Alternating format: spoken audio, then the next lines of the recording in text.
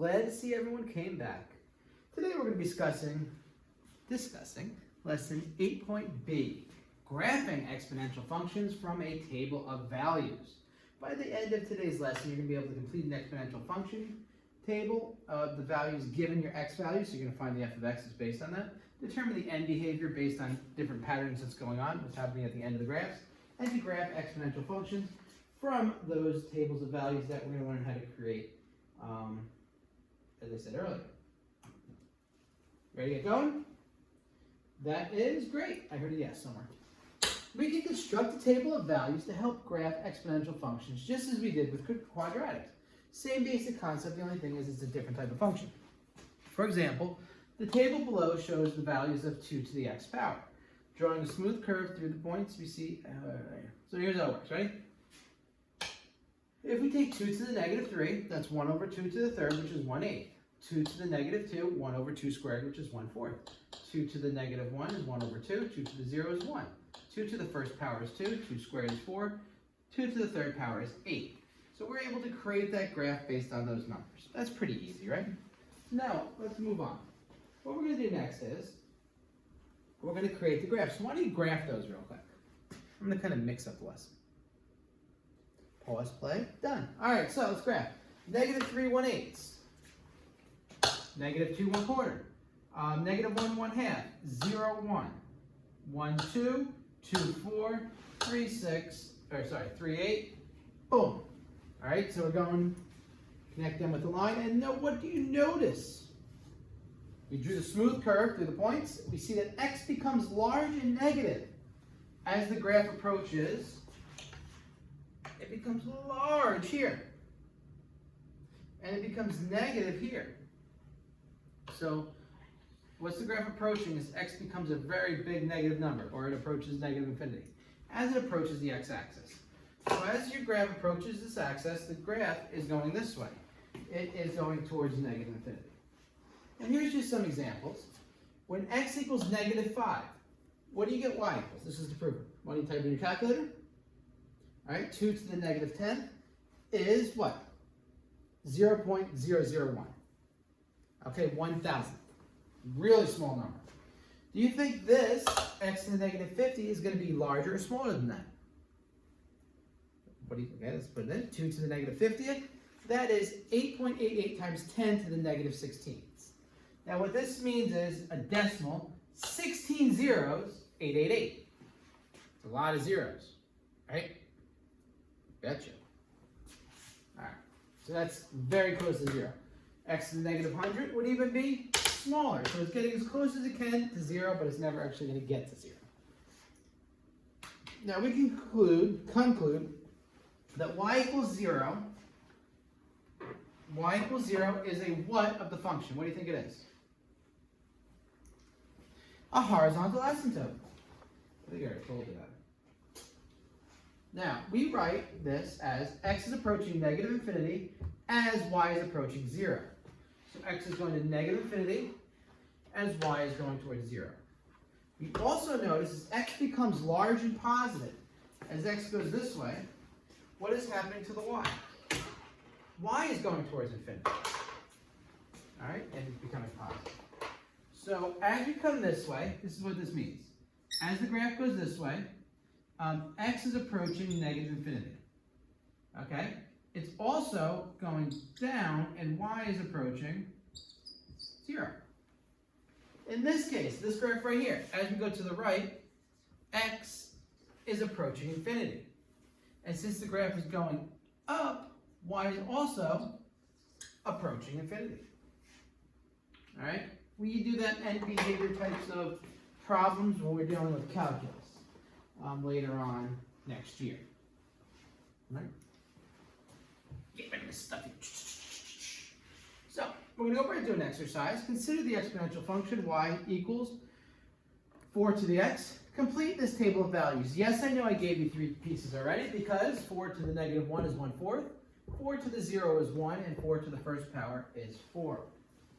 So what I want you to do is complete the rest. Done? All right. 4 to the negative 3 is 1 over 4 to the third power is 1 over 64. 4 to the negative 2 is 1 over 4 squared, 1 over 16. 4 squared, 16. 4 to the third, 64. 4 times 4 times 4. So we just completed our table. Let's complete these statements now. As x is increased by 1, as x goes up by 1, what are you doing to the value of y? You know? Let's look. When we go from negative 3 to negative 2, we go from 1/64 to 1/16. 1/16 to 1/4. 1/4 to 1. 1 to 4. 4 to 6. 16 to 64. What are we increasing by each time here? We're multiplying it by 4 each time. So when you multiply something by 4, you blank it. Because it's the cube. You quadruple it. So the value of y is quadrupled. Right? If x is decreased by 1, so now I'm going backwards. 3 to 2 to 1 to 0 to negative 1 to negative 2 to negative 3. What is happening? Look. Going 64 to 16. 16 to 4. 4 to 1. 1 to 1/4. 1/4 to 16. 1/16 to 1 over 64. We're not multiplying it by 4. We're doing what? We're dividing it by 4. Okay? And that's what you say. There's no like tricky thing to say for dividing by 4. Right? So you're able to figure that out. And you're able to hopefully see the relationship between the two.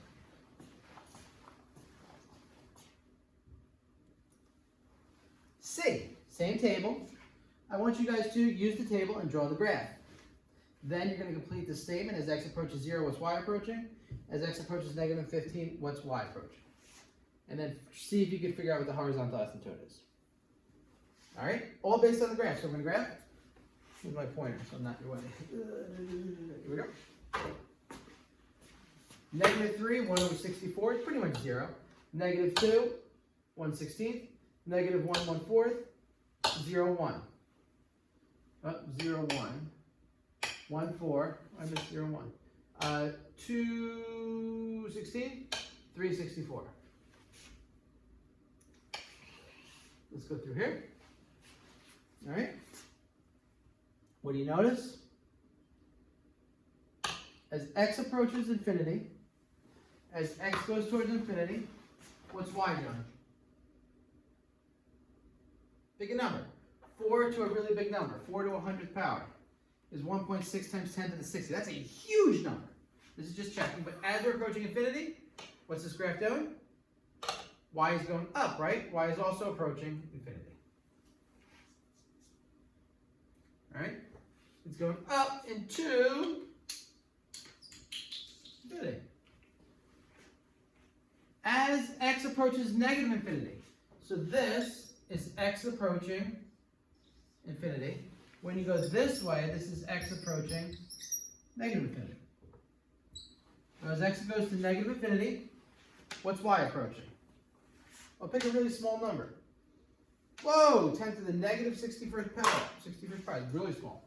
So y is approaching 0. And it's approaching 0 plus. That's because this is the positive side, this is the negative side. So when you plus 0 from the positive side, that's where we are, above the asymptote. If we were down here, that would be 0 from the negative side. But because we're above the asymptote, it's 0 from the positive side. All right? Find the horizontal asymptote. So where's the horizontal asymptote at? That's pretty easy. Well, look at D part 2.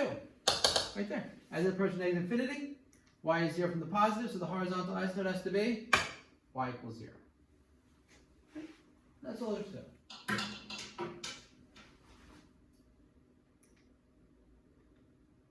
Any questions? Questions, concerns, anything? No? All right.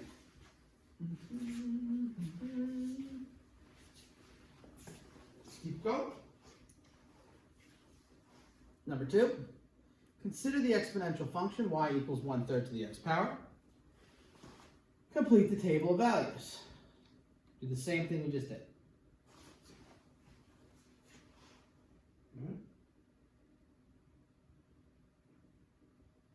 Graphing right now.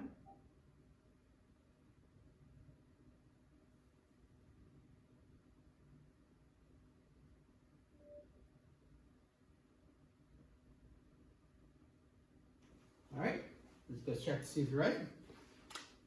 1/3 to the negative 3, you're going to flip this. So it's 3 to the third power, which is 27. 1/3 to the negative 2. The negative means you flip this, because 2 squared, which is 4. 1/3 to the negative 1 is 3. 1/3 to the 0 is 1, sorry.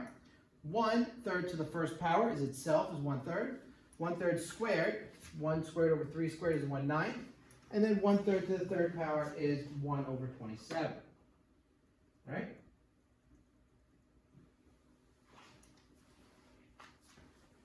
Use the values, graph the points. I'm going to assume you graphed it already. Negative 3, 27. Negative 2, 1. Negative 1, what is that? 3, 0, 1. 1, 1/3. 2, 1/9. 3, 1 over 27. Look at the nice little graph we got going on there. So is this graph increasing or decreasing? How do you know? Just pick up some y values. When you say increasing or decreasing, you're always going from left to right. So the y values on the left, going down, or are they going up? They're going down. So obviously the graph is decreasing.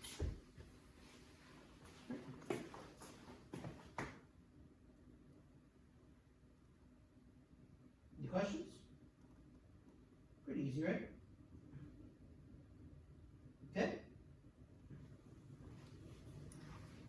What you to do, this problem right here. This is D. It says, same graph, copy complete. What is happening as x is approaching infinity? As x goes to infinity, think of a number. It's going to a really high number, negative 48. So that looks like it's going towards 0, right? So let's look over here. It's approaching 0 from the positive side.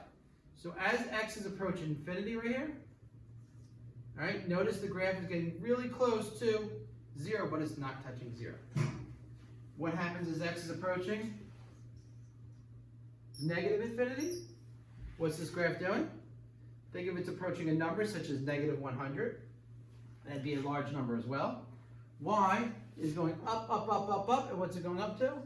It's going up to infinity. Find the horizontal asymptote. Well, let's look. It says it right there. From D1, from this problem right here, we say it's 0 from the positive side, so the horizontal asymptote is y equals 0. With asymptotes, you wouldn't say from the positive side or the negative side. You would just say what the number is. And is it always 0? No. But you should notice when your graph is like this, it's always going to be 0. Right?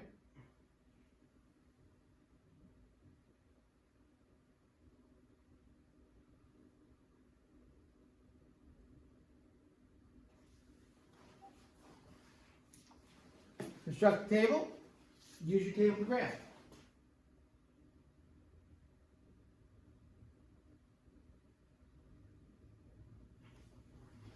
All right.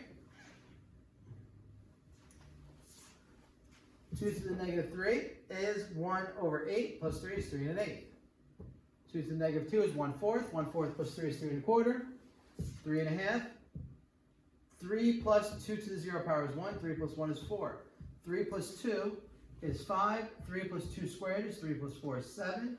3 plus 2 to the third power, 2 to the third power is 8 plus 3 is 11. All right, now we're going to graph these. Whew. This goes up by 4. So 3 is about 3/4 going up. You got 3.1, 3 1/8, 3 1/4, 3 1/2. All right, 4, 5, 7, 11. So our graph looks like that. Interesting, right? That's pretty interesting. All right. What do you think the asymptote is here? Wasn't asked, but what do you think it is? Where does it look like it's getting close to? Asymptote's at y equals 0. Y equals 3. Pretty interesting. All right, plug in negative 3. 3 to the negative 3 is 1 over 27. Minus 4 is negative 3 and 26 27ths. 3 to the negative 2 is 1/9. Minus 4 is negative 3 and 8/9. Negative 1/3 minus 4 is negative 3 and 2/3. 1 minus 4 is negative 3. 3 minus 4 is negative 1. 9 minus 4 is 5. 27 minus 4 is 23. Let's graph these. -3. -3 and 26 27ths. -3 and 8 ninths. -3 and 2/3. Going up slightly. -3. -1. Now watch these jumps. 5. This is why I had to do the graph like this. 23.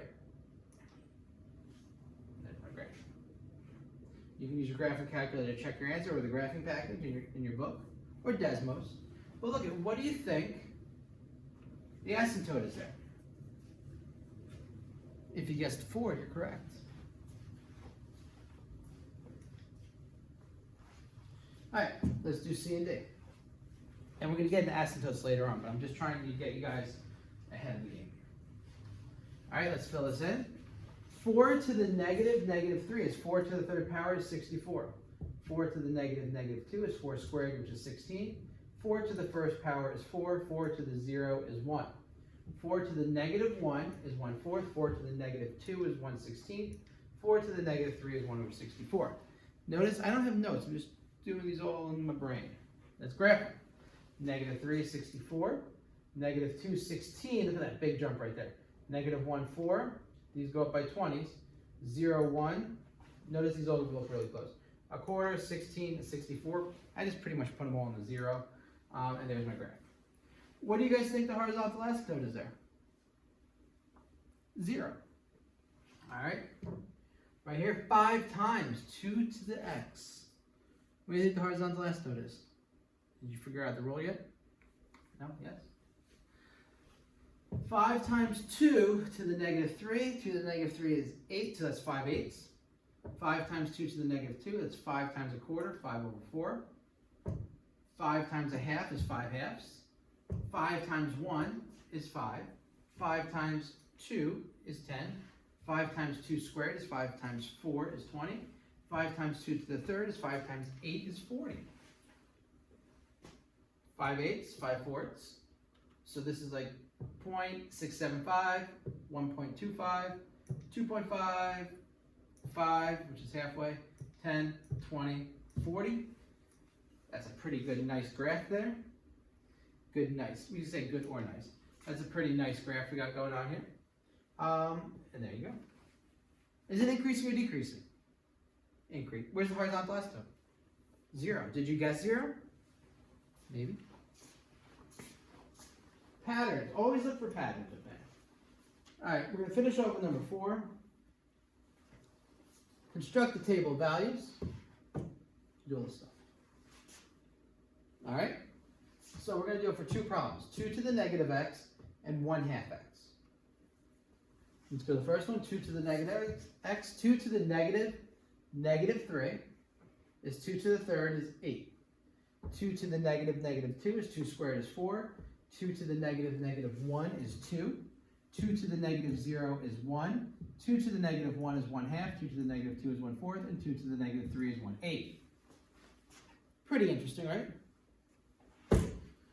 Here we go. Let's try this one. 1/2 to the -3. So that 2 goes to the top, right? And you 3 it. That's 8. 2 to the -1/2 to the -2. You flip it and you square it. So 2 squared is 4. Flip it and raise it to the 1st power. It's 2. Anything to the 0 power is 1. 1/2 to the 1st power is just 1/2. 1/2 squared is 1 squared is 1/4.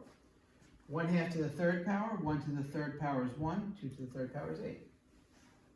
What do you notice about these 2 things? They're equal. Why are they equal? Let's have a good discussion. I want 2 people to tell me why they're equal.